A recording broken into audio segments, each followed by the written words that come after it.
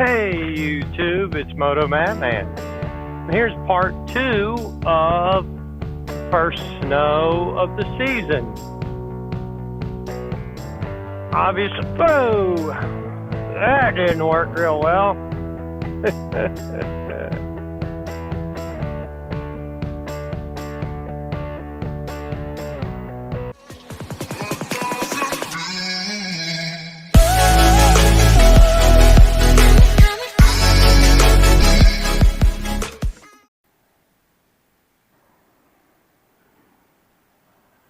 Alright, let's try this again after the camera fell off the windshield.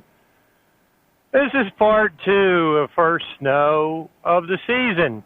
And obviously, I was able to get out of the driveway. Not so sure I'll be able to get back in the driveway, but I at least was able to get out of the driveway. We'll cross that other bridge when we get to it. But just thought I'd drive around. I got to run up to Walmart and you got to stop at the gas station and get a Monster and a Smoky thing. But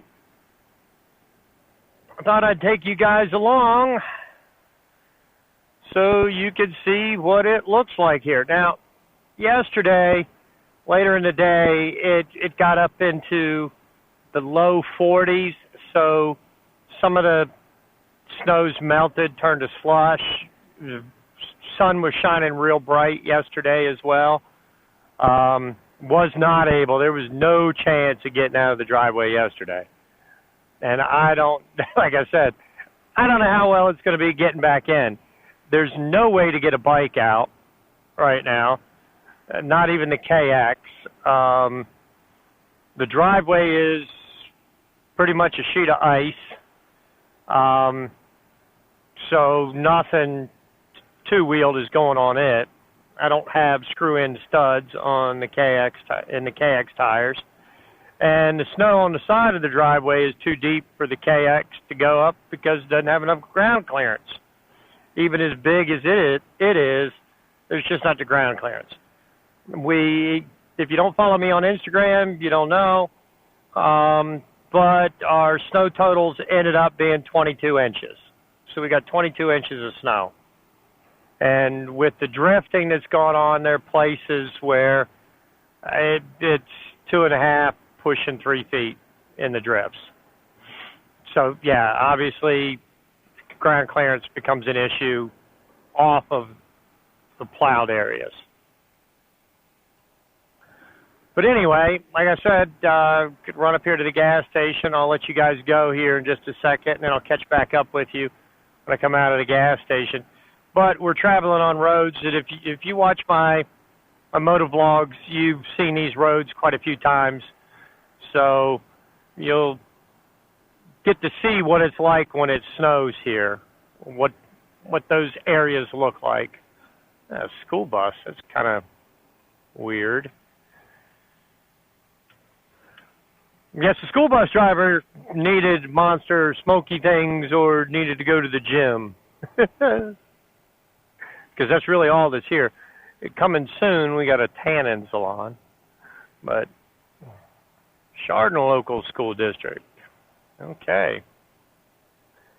But anyway, I'll cut y'all loose for a second, and I'll catch back up with you.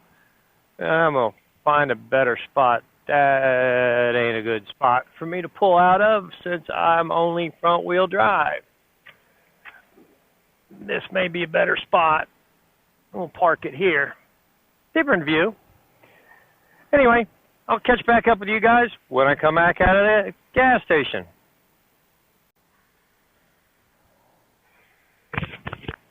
Okay, everybody, off we go again. Pulled out of the gas station without any problem.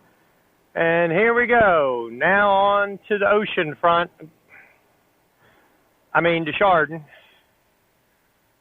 Freaking idiot. And I mean idiot me.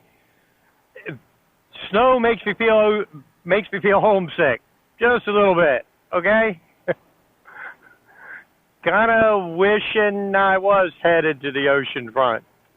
But anyway, what I was trying to say is headed to Chardon to see what the snow looks like there.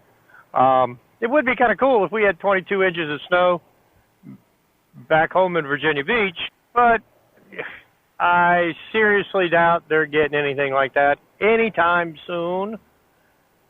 But the few times that it did snow there, it was kind of cool seeing the snow on the boardwalk and out on the beach and whatnot.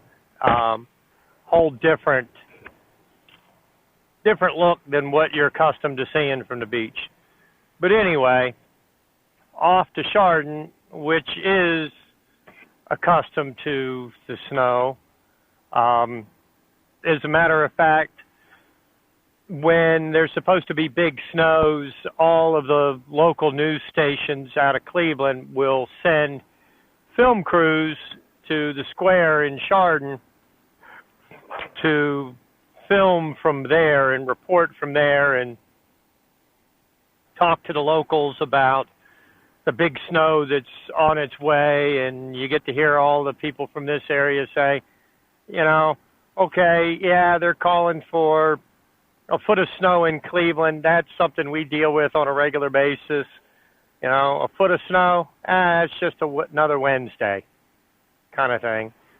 But the square is really pretty, especially this time of year, because, you know, they decorate the square for Christmas and whatnot. So when it's dark, it's all lit up and pretty and a great backdrop for the film crews. But also, if they're calling for 18 inches of snow in Cleveland, we're going to push close to 3 feet of snow from that same snowstorm, because Cleveland doesn't get hit really with the lake effect snow the way that we do. And anytime you have a system of any sort cross over the lake, it'll pick up the extra moisture from the lake and then dump it on places like here. And that, to be perfectly honest, it actually happens in the summertime too, where we'll get lake effect rain. It's not as common as the lake effect snow. But anyway, as you can see, it's white every place, and the roads are perfectly clear. The roads were clear yesterday. As soon as the snow stops, the roads are clear. And they did a pretty good job of keeping up with the snow. And what they actually did was, once the snow stopped in other areas like south down towards Akron and west out towards Cleveland and so forth, as soon as those roads were under control, they shifted the resources up this way to help out up here. Now, the people up here will tell you that we really don't need the help from those other places, that we're able to handle it. But it is much appreciated that they would send extra hands. Now, the one thing that was bad about this snowstorm is tens of thousands of people have been without power. And a lot of those people are still without power today. They're expecting to have just about everybody back up by 11 p.m. tonight.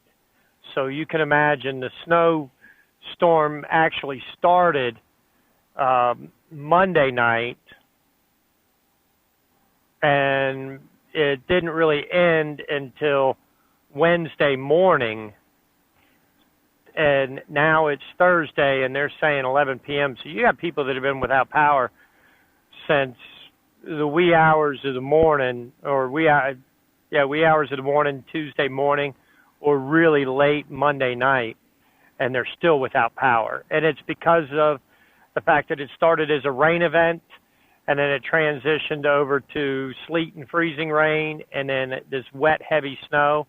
And the problem is it brought down trees and power lines. So that's the reason for having the issue with not having power. It's not that, our infrastructure's not equipped to handle snow. That's not the case. It's, what are you going to do? A tree falls on a power line and pulls a power line down. And not a whole lot you can do about that. You know, my favorite saying, it is what it is. And that was kind of what happened. I'm trying to see here, wasn't paying any attention to point it out, but I've talked about it before with the fire hydrants, and the fact that the fire hydrants have like a little rod sticking off of it, kind of looks like a driveway marker or an antenna sticking off of the fire hydrants. You can see over to the left, fire hydrant poking up. Another fire hydrant coming over here on the left. You can see most of this fire hydrant. They dug out around it, and you can see the pole there. But especially from the plow trucks, they plow the snow off onto the shoulder of the road, and it covers up the fire hydrants. So they have these markers that stick up so the fire department knows where the fire hydrants are, so they can find them if there's a fire in the middle of a snowstorm. Wow. Guy in front of us has got one of those new invisible spare tires.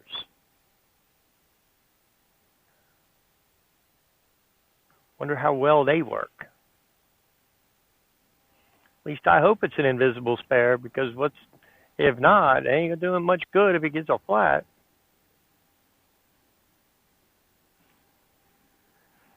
Yeah, off to the right, you got some fire hydrants with the rods sticking up. Here's one right here, off to the right. You can see that one really well. The one right before that was pretty much buried. You can see we've got some mounds of snow from the parking lots.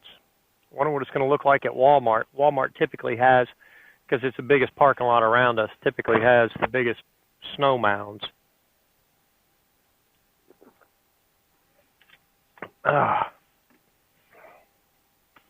Rather be on the bike right now, but one advantage of being in the car is the fact that I can take a drink off my Monster while rolling along.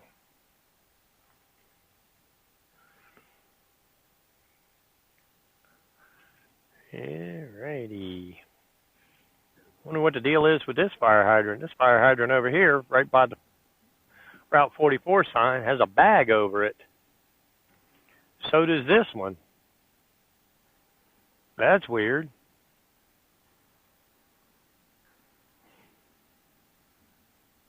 And another one with a bag with no pole. So you couldn't find that one anyway. And there's a fire hydrant with a pole sticking up. It's got a bag on it too. All of them on the right-hand side of the road have got bags on them. Through here. I wonder what the deal is there. Wonder if that's something new where they're trying to insulate it. Who knows? I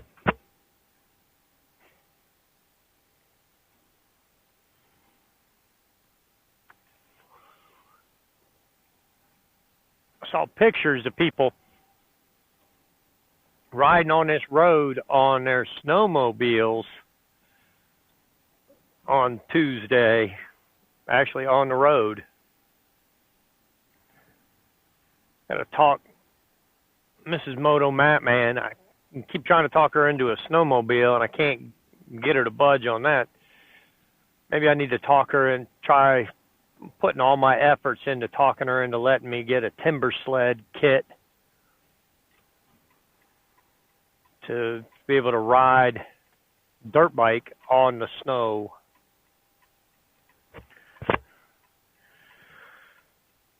Not something I think I'd want to do to the KX. If I did something like that, I think I'd be more inclined to get another bike and do it to it. My KX is a two-stroke, so I've got to mix the gas and the oil together. If I got one that was a four-stroke, I could then ride it and be able to just stop into the gas station and put gas in it, as opposed to having to limit the distance that I rode so that I could make it back home to get more gas. And don't really want to haul a gas can with me. especially if I can just pop into the BP station and get gas. Just fill it up like I would a regular bike in the summertime. Alrighty now. Now we're here at Walmart. Snow melting on the roads here. Let's see what Walmart parking lot looks like. Oh, it looks like they did it differently this time. Looks like they piled it up on the perimeter instead of making huge mounds in the middle. Yeah, that's kind of what it looks like. Looks like they piled up all the snow on the perimeter. Somebody finally got smart. Normally, we had these big, huge snow mounds everywhere. There's one over here. But normally you got these big snow mounds like right here in the middle of the parking lot. And this time it looks like they piled it up all along the outer edge, which is really smart.